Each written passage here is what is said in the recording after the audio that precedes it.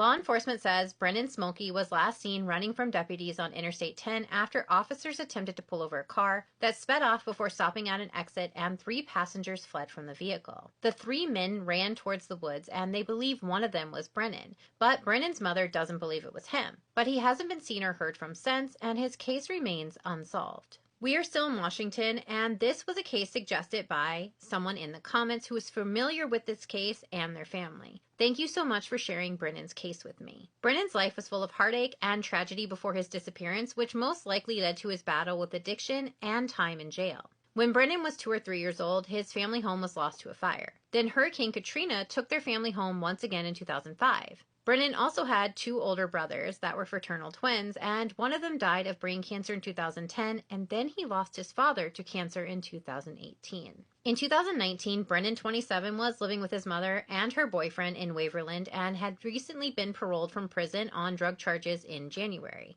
Brennan had been locked up most of the time over the prior 10 years for drug-related charges. Brennan's mother, Misty, said at the time he was on parole and he was trying to find a job, but tended to focus more on hanging out with friends that were still heavy into drugs and associated with gangs. The last time Misty saw Brennan was on July 24th, 2019. He told her that he was going to hang out at a friend's house with known gang affiliations at Bayside Park Community on Sunflower Street. Later that evening on the 24th, Hancock Sheriff deputies attempted to pull over a vehicle that sped up and drove off once the deputies turned on their lights. The deputy followed the vehicle until they pulled over on Interstate 10, and 3 people fled from the vehicle towards the woods. The deputies ran after the 3 and were able to catch the driver and 1 passenger, but the 3rd, who deputies believe was Brennan, made it into the woods, getting away. Deputies found a small bag of hard drugs on the floorboards of the vehicle and arrested the driver, but didn't officially obtain the identity of the 3rd person who bolted into the woods. Sheriff Adams says he believes the 3rd person was Brennan, telling the Sun-Herald in 2019, quote, "We've had many rumors and people coming in and saying they knew this and they knew that. Then it turned out they were just repeating what someone else told them.